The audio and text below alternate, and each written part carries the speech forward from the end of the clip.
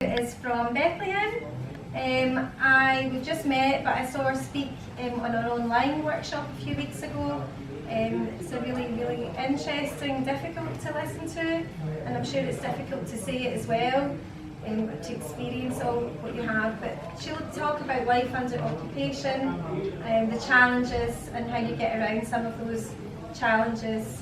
She's a student here at St Andrews University and is very involved in speaking up and out about what's going on in Palestine.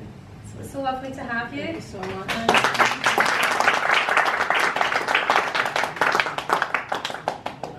Do you want to sit here? Just or stand, or I don't know. No, you sit here control and the mouse. Yeah, can the mouse move around and show people some present?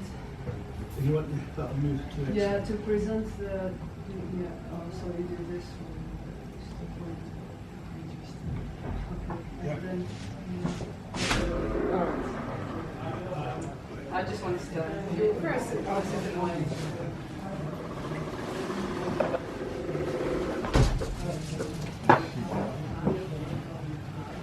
Hello everyone, thank you for inviting me here.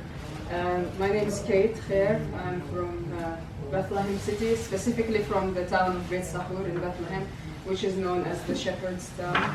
And I'm here to speak about Bethlehem, the current situation right now is going on, and how it is also to live there as a local Palestinian from Bethlehem. I'll try to keep it short and simple, but it's a lot of things to say. I'll just try to make it under 30 minutes, but yeah, it's a difficult task. But anyway, if you all know, Bethlehem is first of all famous as one of the most important cities for its religious stance.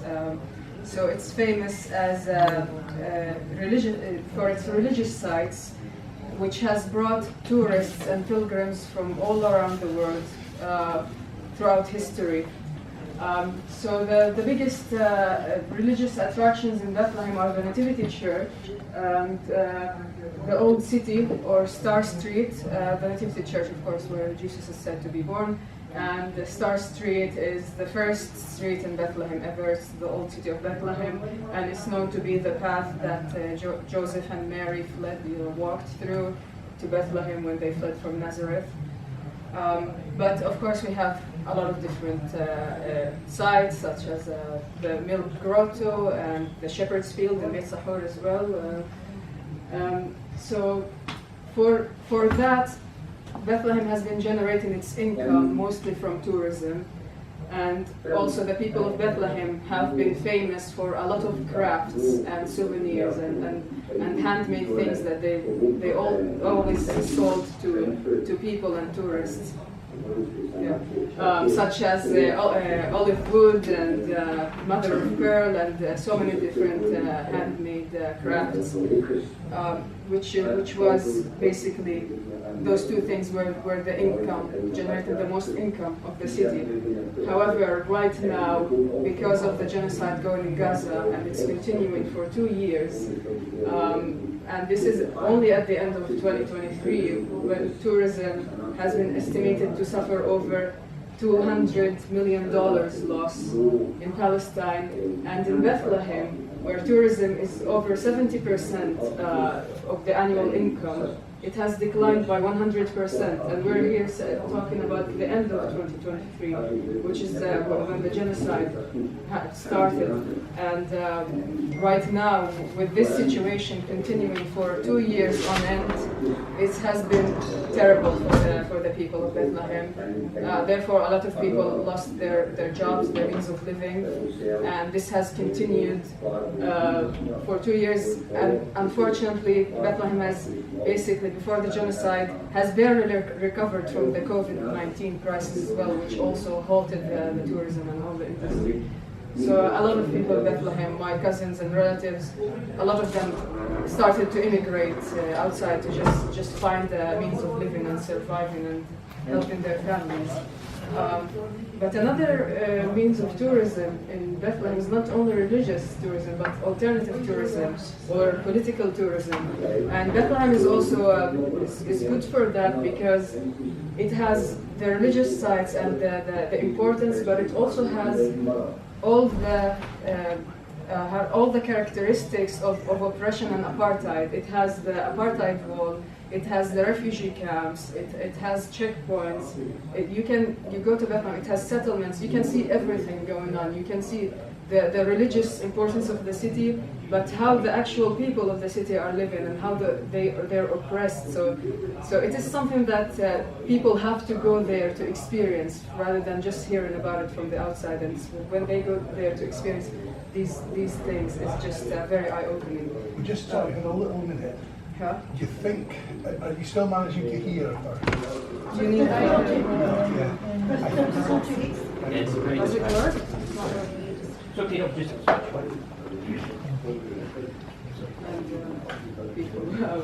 yes, it was fine at the beginning, but with the voice coming from try that. Yeah.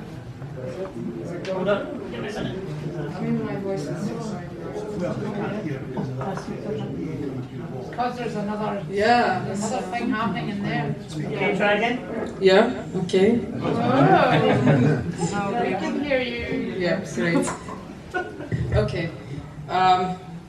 It needs to be quite close to your mouth, unfortunately. It's fine. So a little bit also about the apartheid wall in Bethlehem, which is not just in Bethlehem, all over the West Bank, and its construction started in 2002.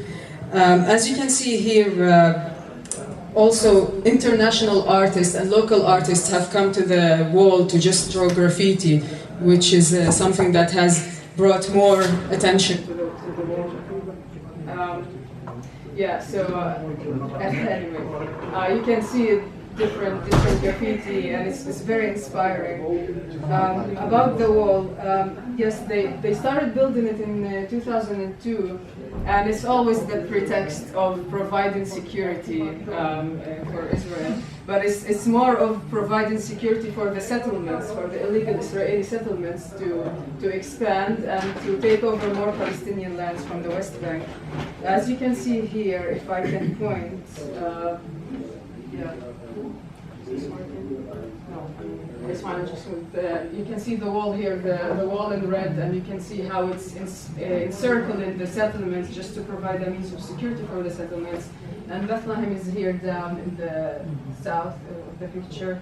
And it goes just all around Bethlehem, goes to Abu Dis town next to East Jerusalem and all the way up to Ramallah. So the places that are mostly affected by the wall are Bethlehem, Ramallah, Abu Dis.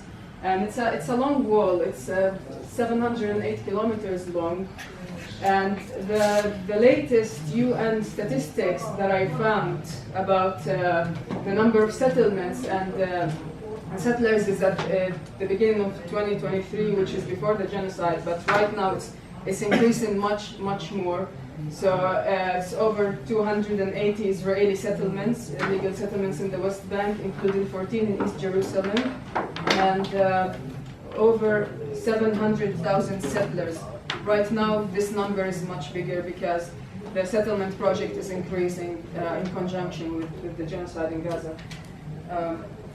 So, as you can see, this is a picture air picture of the wall and how it basically it provides an open-air prison, and this is the reason also Bethlehem is dubbed as an open-air prison, because it's just surrounded by the wall, and this is just the town in Palestine, West Bank, not necessarily Bethlehem, but it's going all around, and when the wall was constructed, a lot of families lost their houses, lost their agricultural lands, and ended up losing a lot of things. Some people lost their relatives, some people got encircled in the wall.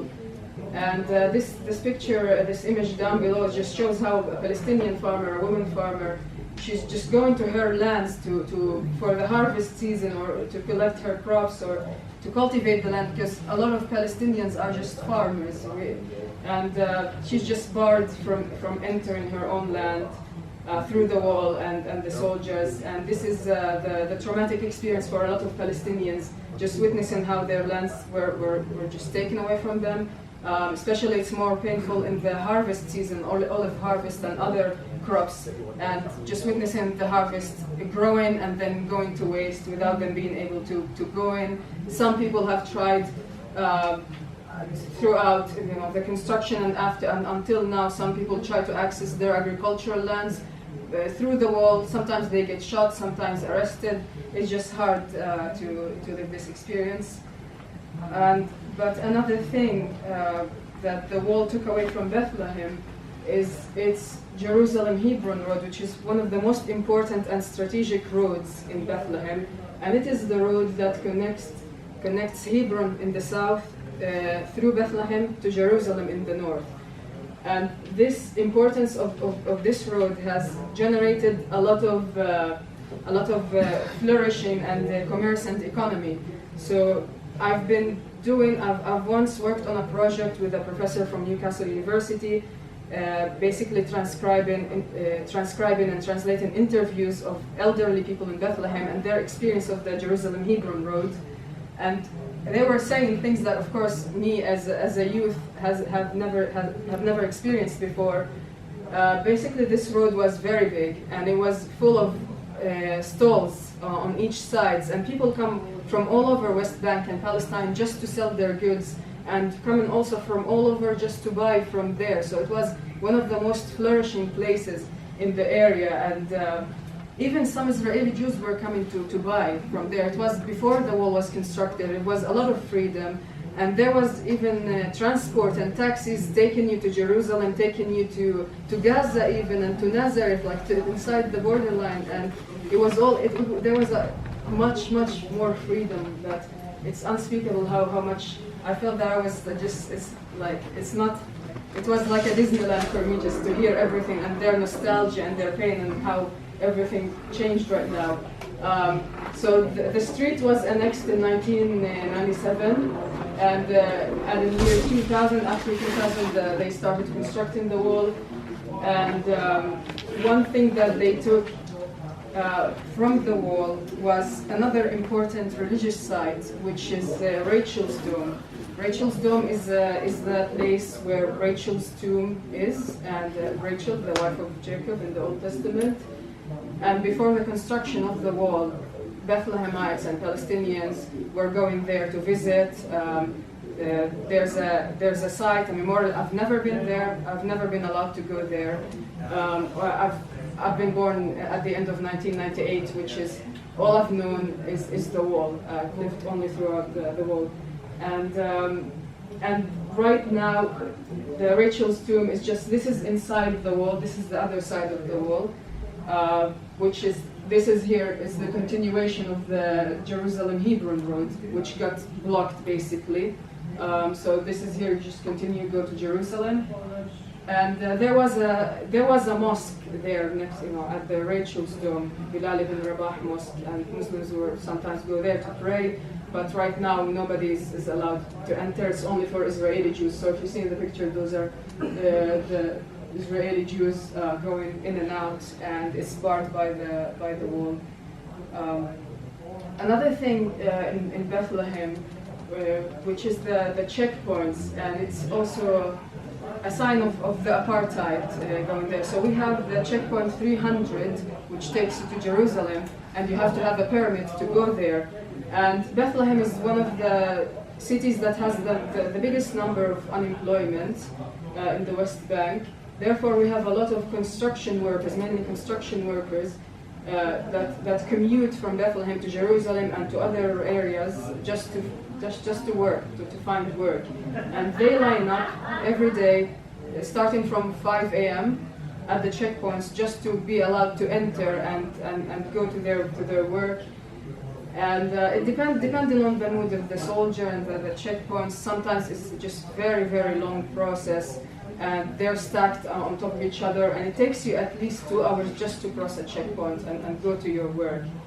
And as you can see in the pictures, they're just very dehumanizing, and they're stacked on each other like cattle in a cage.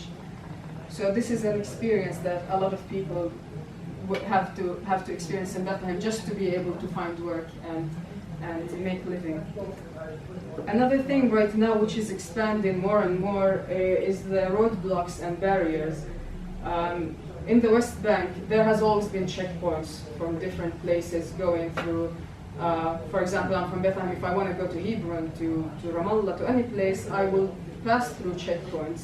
But right now, there is much more checkpoints going on, especially in the last year.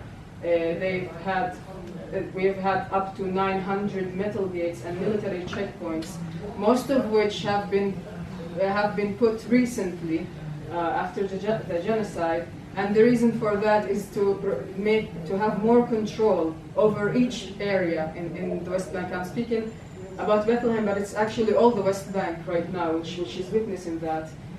And it's very hard because, for example, I have a niece that goes to a school in Beit Sahur that passes through metal blocks and road blocks. She's only 7 years old, but she has to see the soldiers almost every day on her way to school. And another niece that goes to Abu Dis University and passes through multiple checkpoints.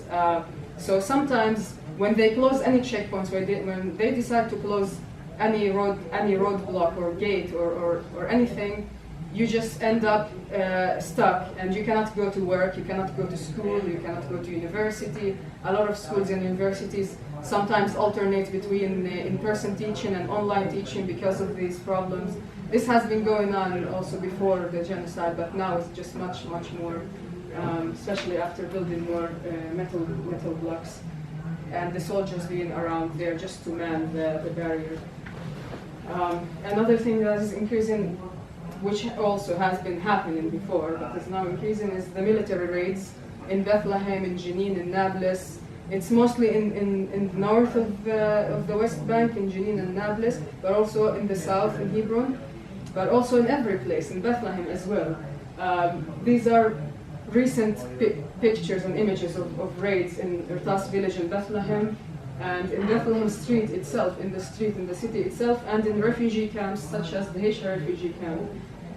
For me, the Heisha refugee camp, I worked there for 6 months. That was in 2022 and early 2023. And I witnessed, and this was of course before the genocide, but I witnessed a lot of things going on there. So it will be out of the blue when the Israeli army just raids and kills someone, so there's a martyr. So the entire refugee camp is blocked, you can't go there. I've had experiences such as I'm on my way commuting to work, I get a phone call from my boss and saying, just go back, don't come, there's a martyr, they closed the refugee camps and you can't go there, so like all the taxis and cars just circle around and just go back. Or sometimes I'm there inside working in the institution and then I hear of an army raid or hear something, and it's traumatic. I also interviewed some of the families of the martyrs in the Heisha refugee camp, and it's just this is the reality anyway. Another thing which is the reality, unfortunately, in Palestine is the demolishment of houses, and it happens mostly in Area C, which is more than 60% of the West Bank, basically, and this is the area designated. They took over after the Oslo Accords at the end of last century, 1997 or 93, and basically in Area C you have a lot of inhabited areas. You have villages, you have such as the Welecha village. You have towns. You have people already living there throughout all their lives. If you see no other land the area there, South Hebron Hills, is also part of Area C. And this is the experience of people in Area C, because they cannot build houses on their own. They have to have a permit, issue a permit from the Israeli authority, because Area C is under Israeli military and administrative control, and therefore they apply for a permit, but of course are almost never granted any permits to. They're never granted any permits to build houses. Therefore, they resort to building illegally. And when they build illegally, then the army can come, have bulldozers, and bulldoze your house.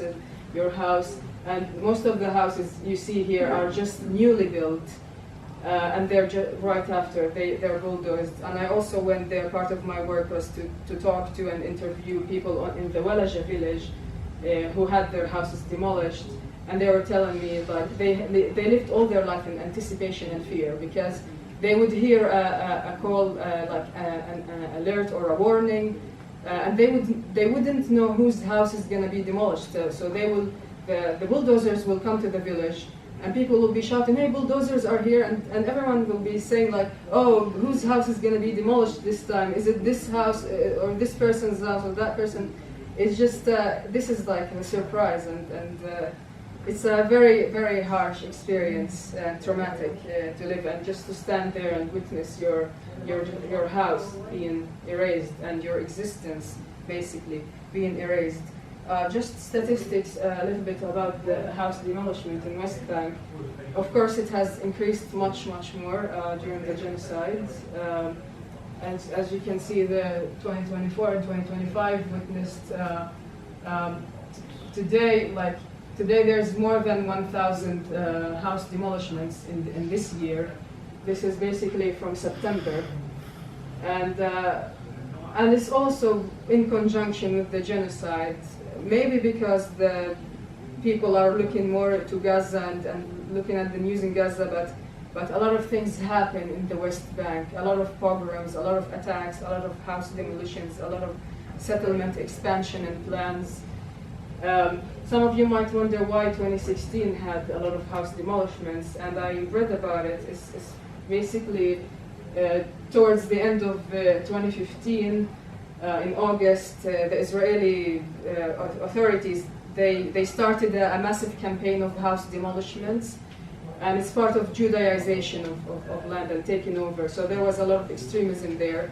They stopped it a little bit during the Jewish and Muslim holidays, but then at the beginning of 2016 they launched it again, and it was very massive. That's why you have a lot of houses demolished. It was a year of a lot of demolishment, basically around East Jerusalem and in areas like Ma'ali Adumim, the Jordan Valley, South Hebron Hills, and East Jerusalem.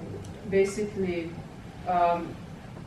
it's the place, as you can see, this is East Jerusalem, and this is where the areas of demolished houses and structures are. And East Jerusalem has basically the biggest number of house demolishments, and it's part of the plan to Judaize East Jerusalem, like take over all Jerusalem, including East Jerusalem, and erase the Palestinian presence in it.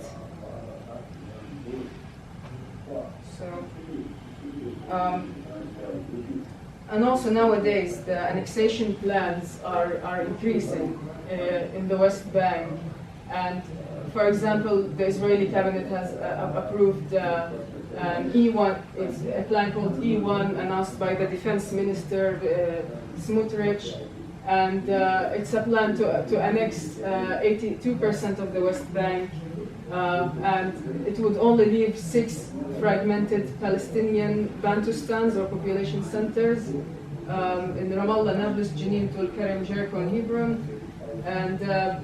And this plan, if it's implemented, which they slowly start to, it will displace nearly 7,000 Palestinians in the process. And they're planning also to spread the settlement of Ma'ali Adumim next to Jerusalem, which is next to Abu Dis, and basically next to Abu Dis and Jerusalem, somewhere around here. And if they annex it and increase it, it's basically to connect it to the rest of Jerusalem.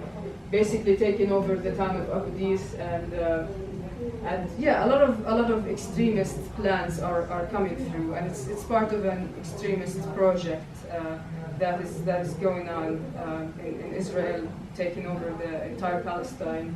Just as they're wiping Gaza off the map, they also want to do that to the West Bank.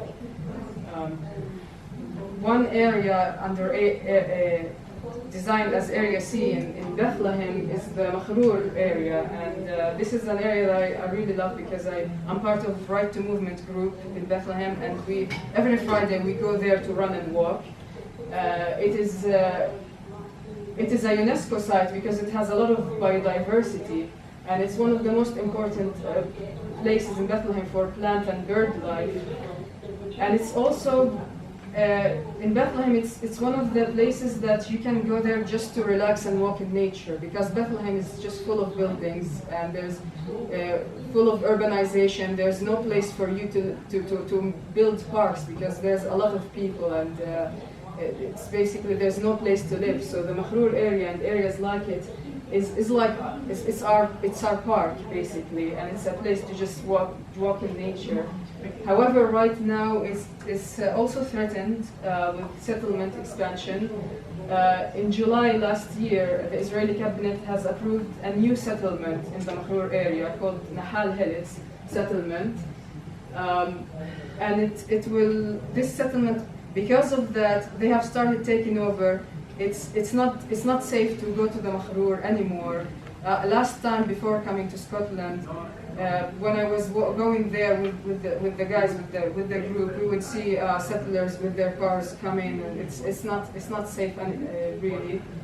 And they have kicked out a Palestinian family from the Makhrur area, which is the Khair family. They took over their house, and groups coming to protest. Palestinians going there. Even some Israeli peace activists going there to protest and stand, and none of that helped. Eventually the settlers came over, supported by the Israeli military, and eventually they took over the house and kicked the family out.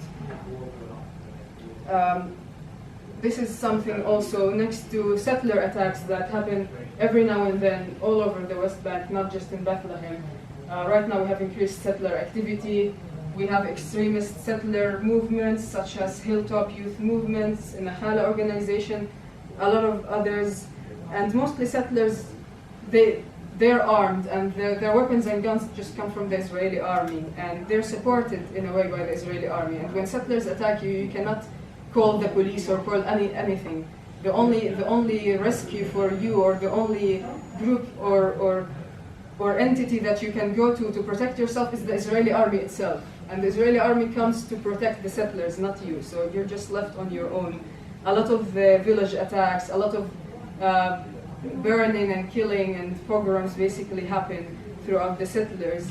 If you want to know more about settlers, there's a good documentary, Holy Redemption, and it talks about the ideologies and beliefs of the settlers. And the extremist settler leaders such as Daniela Weiss and Itamar Ben-Gvir in the Israeli government. It's a good documentary to watch, but there's also Louis Theroux's documentary and a lot of things just to know about how extremist settlers like these are led by their own leaders, which have a say in the government, unfortunately. But anyway, yeah, this is. I haven't talked much about myself. I just wanted to present the situation. But this is basically it. Thank you for listening. If you have any questions or comments, I'm happy to hear.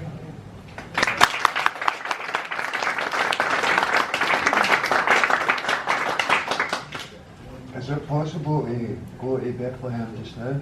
Sorry? Yes. To go to Bethlehem? Yes, it's possible to. Some people have. Some of my friends here have gone to Bethlehem just to go. I mean, it's more like a ghost town right now because there's no tourism. A lot of things are stopped. You might witness some attacks. You might witness some things going on, but it's still possible to just go there and see. Where would I fly to? Is there someone who gives me information? Sorry? Where would I fly to? What you're doing? Ah, okay, yeah. So you can go to through Ben Gurion airport, the Israeli airport. But you have to be careful not to I to went present once anything. before there and I had lots of problems. Yeah, that's why through Jordan is Jordan. the best. Yeah, yeah. Thank you. Where are the majority of these new settlers coming from? Like, you know, where are they being brought in from? All over the world? Yeah, so to bring settlers, so when I was talking about the extremist settlers, they are the settlers who already are there around, but they're in extremist organizations and they're trying to take over more and more. But if you're talking about bringing new people, yeah, a lot, like, I don't know, and all over. I mean, Israel makes the call for anyone to anyone, if you're Jewish, just come and you'll take the citizenship, you'll take a free house. People come from Russia, from America, from Europe, Ukraine, different places basically. And yeah, as long as you're Jewish, you just come here, you have a house, you have a citizenship. You have to serve in the army if you're a man. Or a woman, it's compulsory service in the army. But other than that, you'll just be an Israeli citizen easily. Lots of people are coming from America, but also sizable numbers are coming from South Africa and from Russia, and they are converting to Judaism. And they want to live an apartheid life, and then particularly those coming from South Africa. I wonder where do you source these people who are willing to do it? They come in knowing that this is what they're going to do. They do, and they're also very large families. You know, having 7 or 8 children is not uncommon. And actually, Israel is the settlement of all settlements. Nobody talks about Israel being a settlement, but that's exactly what it is. It's stolen land that's marketed as a holiday venture for people.